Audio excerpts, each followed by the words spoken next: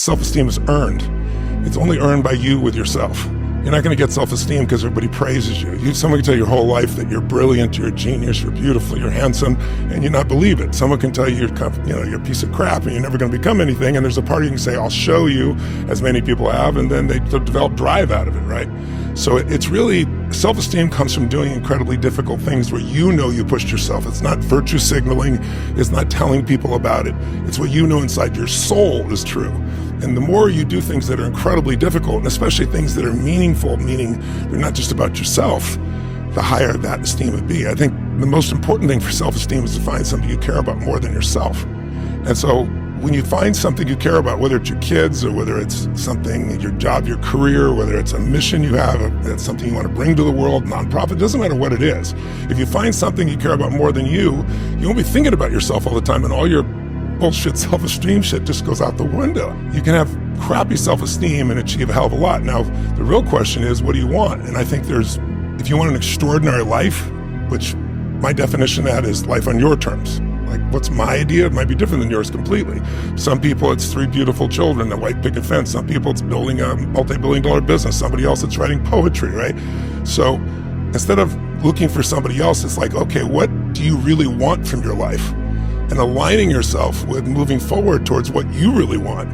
And I think if you can do that in a way that also you feel is serving others simultaneously, there's a sense of meaning in life that can't be replaced by self-esteem or praise or compliments or being nice to yourself. And I don't think it's bad to be tough on yourself. I'm pretty tough on myself, to be honest with you. But I'm much better at celebrating now. And I also realize being overly tough on yourself usually comes by making comparisons that don't make sense. You're comparing to somebody else's life that has a totally different path, a totally different experience. We all develop in different stages and different things. We all want different things. It's good to be strong with yourself, but beating yourself up just lowers your energy. And when your energy gets lower, you produce less, right? You don't have the same level of joy. You don't have the impact that you want to have, nor do you have the excitement that you really want to have. So I look at it as something that it's worth earning your own self-esteem. But it's really not the secret. The secret is find something else you obsess about more than yourself, and you'll have a level of energy that will compel you over the long term. One of my original mentors, Jim Rohn, used to have this phrase. He used to say, Tony, don't worry about it. If you give your all every day, your gifts will make room for you. And it's like having a knowingness that things are going to be fine. And then there's the next level, which is you start to know who you are. You're not trying to prove it to yourself or other people. And you just want to help. You just want to do things. And so now it's the difference between what I would call push motivation and pull, right? Push is, I'm going to make this happen. And it takes tremendous willpower. And I know you have plenty of willpower. I do as well. But there's a limit to willpower. But there's no limit to pull. Pull is when there's something magnificent that you want to serve, something that you've got an obsession for, to create or to do or make happen. And that you don't lose that energy, you don't lose those components, and you're able to laugh and enjoy along the way, as opposed to, oh my God, if I don't keep doing this. You can engineer your life to have more happiness. But I think the real challenge is thinking so hardly about being taken seriously just represents your fears. I think spiritual development, when people talk about spiritual, not religious development, spiritual development is the level of comfort you can have with just being your real self.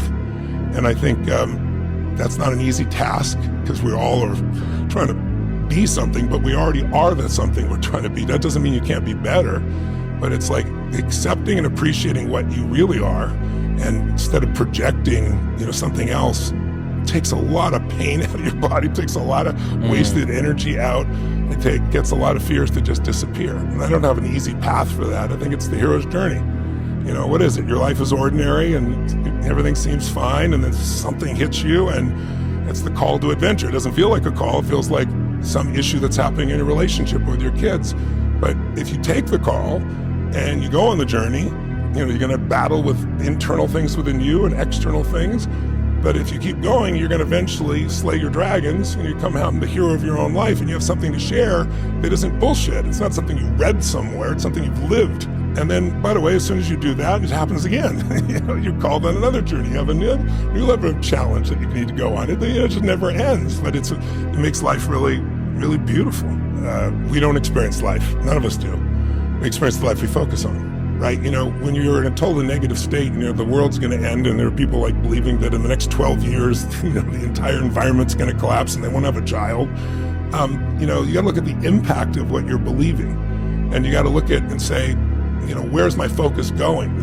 I can always be upset about something. I can always find something to be joyous or at least grateful for, which leads to joy. And I think it's having that, learning to discipline your disappointments, not allow them to grow and to move on and to use whatever life is giving you.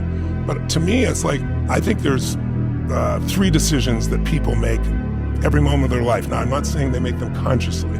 If you make them unconsciously, you have the same patterns over and over again. And usually they're not good ones, right? And sometimes they're good, but not usually. And I learned these really because I had an experience when I was 11 years old. I was with my 4th father, and he got fired, and we had no money and no food. We were always poor, but we wouldn't have starved. We had saltine crackers and peanut butter, right? But when everybody else around you was having a big Thanksgiving dinner, it was pretty depressing. And my mom and dad were saying things to each other that once you say them, you can't take them back. And what changed my life is this bang on the door. I go to open the door, and there's this guy, big guy with groceries in both hands, and he had a pot on the ground with an uncooked turkey. He looks at me and says, "Is your father here?" And I'm like, just one moment. I'm just like, this to me was like Christmas, right? This is the greatest thing. It's going to stop the fighting. It's going to be incredible. So I go to my father and I say, Dad, there's somebody at the door for you. And he's yelling at my mom through the closed door that she slammed on him. And he goes, "You answer." I said, "I did. It's for you." He goes, "Who is it?" I said, "I don't know." They said, "They got to talk to you," right? And I had this level of excitement, like little boy excitement, like this is going to be the greatest thing. And my dad opens the door. I'll never forget the look on his face. He got angry, which shocked me. And he said to the man, "We don't accept charity," before the guy even said anything. And he went to slam the door. And my father looks at him, and the guy looks at him and says something. I thought my father was going to punch him in the face. He didn't do it mean. He had a softness in his face, and he said, "Sir," he saw me, and he said, "Don't make your family suffer because of your ego." He took the groceries, he slammed them on the ground, slammed the door. Shortly after that, he left our family, which to me at the time was the worst experience of my life, I thought. And so I was kind of obsessed with trying to figure out why. And I didn't figure it out for a couple of years. I had versions of it in my head.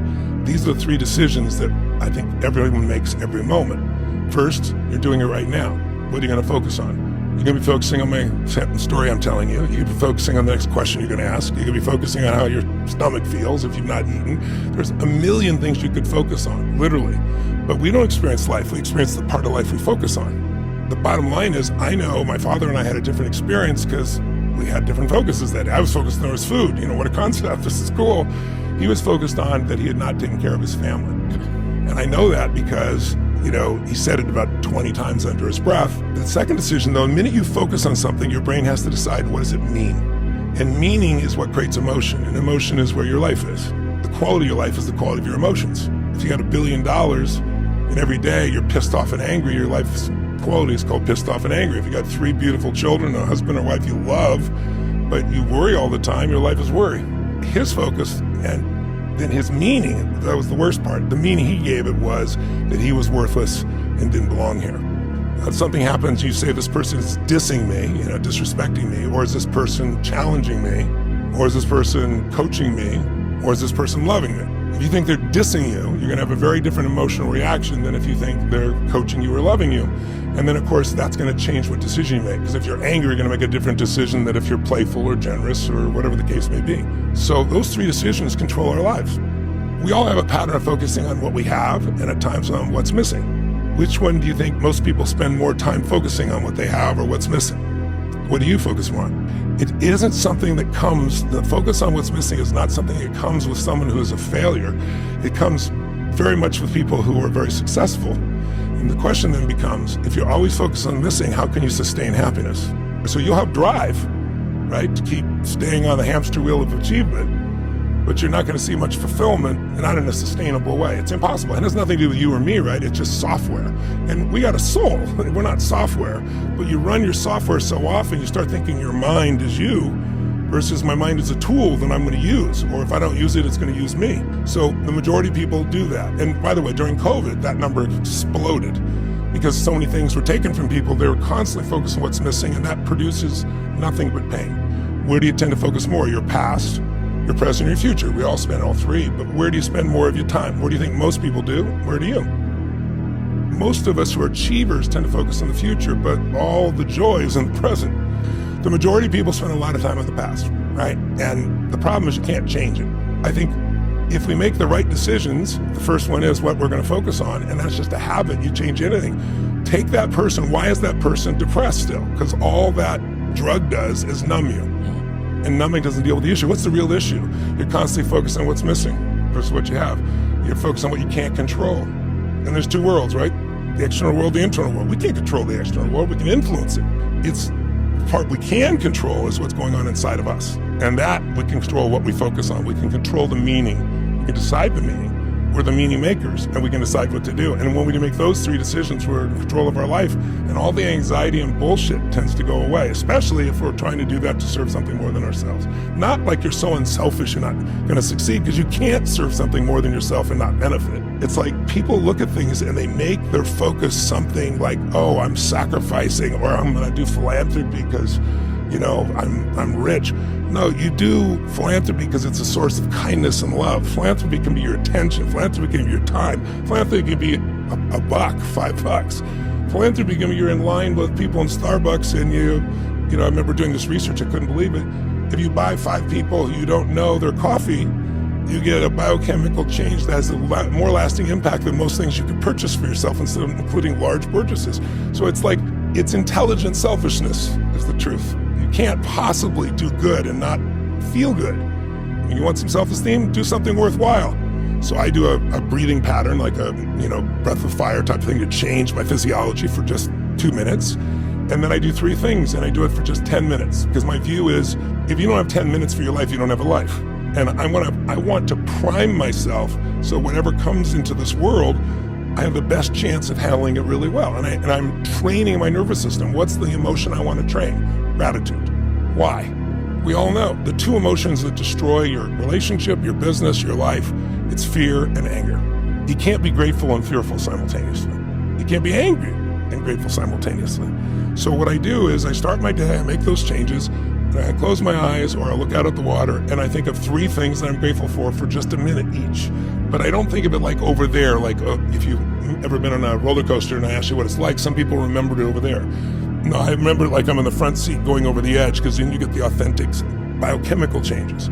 So I'm there, and I do 2 strong things, and usually 1 simple thing, like the wind in my hair, or my daughter's smile, or something of that nature. So I don't just get wired for unbelievable things, but that primes that nervous system. And then the second thing I do is I take 3 minutes, and it's kind of like a blessing or a prayer for the people around me, for the people I love. I start close and I send it out there. And there's been a lot of studies I'm sure you've read that Dalai Lama and others have done on compassion for strangers. And so I do it every day. And then the last 3 minutes I call 3 to Thrive, where I focus for a minute each on something I really want to make happen. But I don't sit there and pray for it, hope for it. It's like I give thanks for it as it's done. I see it as done. I experience it as done. I wire my reticular activating system. I can speak in shorthand to you about this. So now it's going to notice anything that relates to that, but it has a joyous feeling to it as well. And I'm done in 10 minutes, and I'm ready to rock and roll. So I do my cold plunge, and I do the parts of my normal daily ritual, but that one I do. And then I'll have like 60 seconds, of joy, or 60 seconds of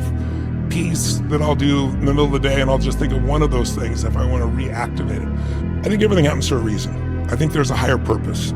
I think it's my job to find it. I think that life happens for us, not to us. Why don't people transform? Because they're in their head about it. They're thinking it through. They think that if I understand this, then it'll just happen. That's absurd. If you're good at something, you've trained it into yourself.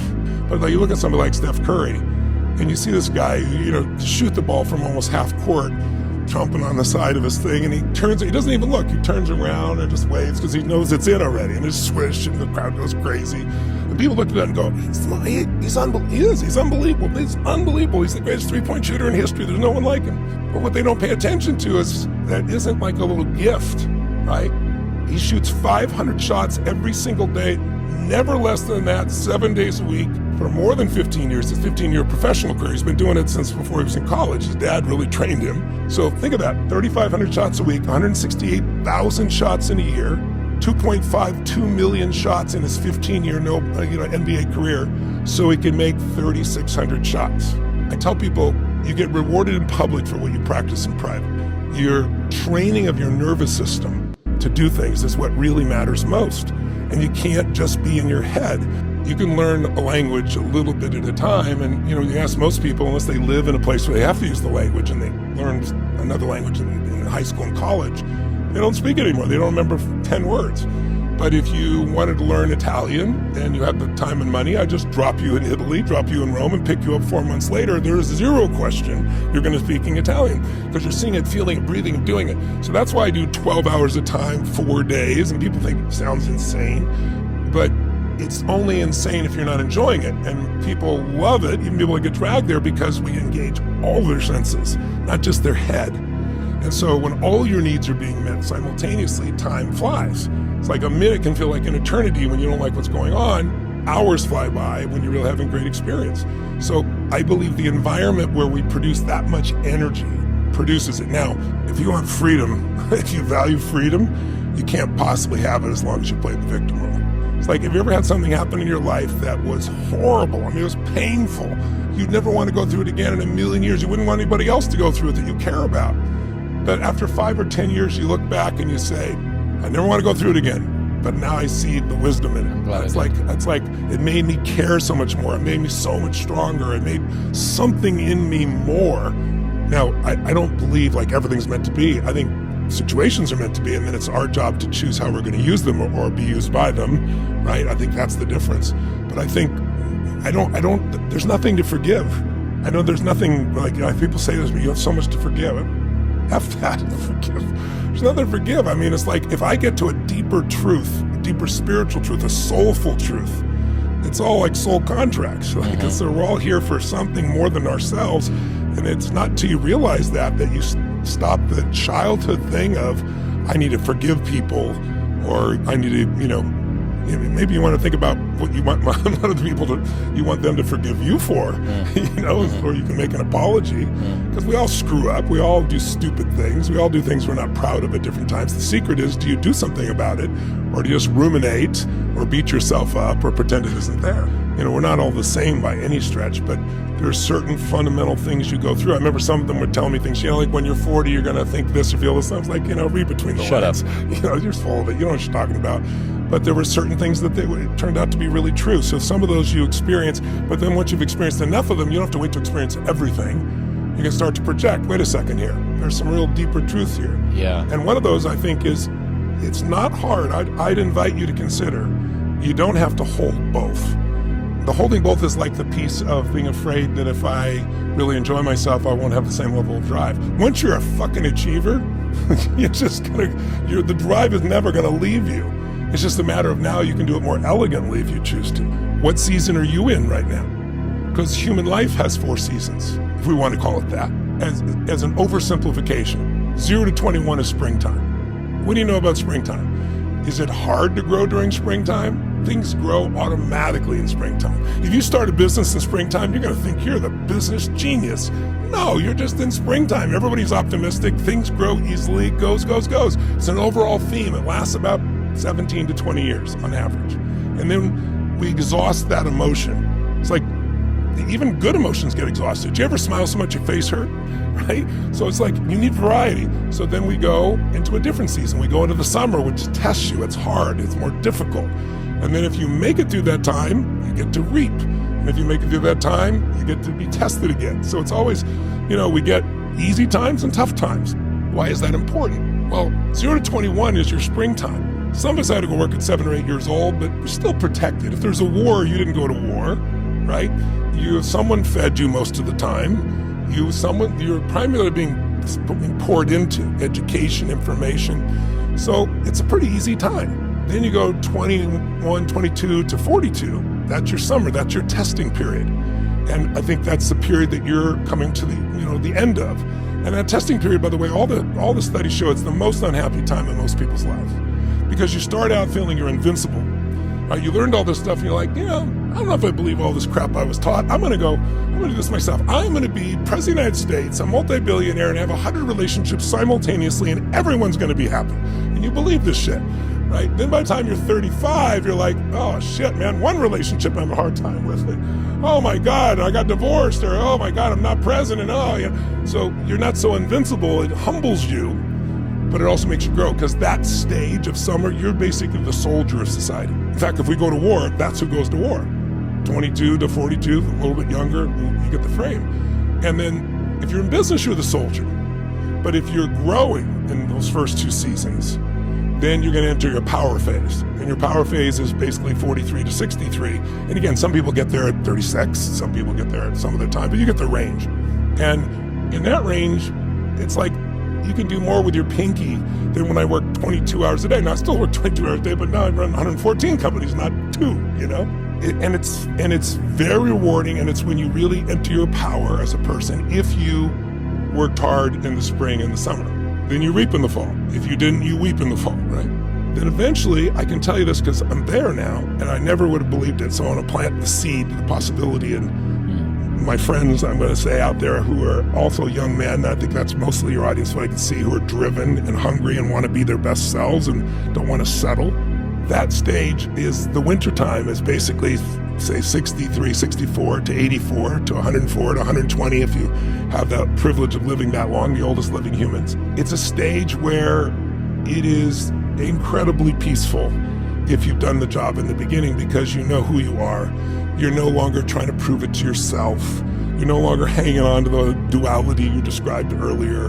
And you don't give a shit. It's like Aristotle said, how do you not be criticized? Say nothing, do nothing, be nothing, right? And you're like, F that, right? I know who the hell I am, and it's like, I'd love to serve everybody. It's not gonna be right for everybody, I'm totally fine. But you're not trying to prove it. All you really want to do is serve. So I used to have these giant mission statements, change the world with these things. And I do all those things, but now it's like my mission statement is, how can I help? You love who you're with, you love what you get to do, you start to actually love yourself a little bit. And when I say love yourself, meaning like you're kinder to yourself, because it's like you're not in that game of still trying to prove it. So if I could magically take that stage and bring it to someone in their 20s, I would do so. So what I try to do instead is paint them a picture of what the path might look like, and that they, being an overachiever, could anticipate the next path and maybe perhaps spend less time in the struggling phase if they know what's coming.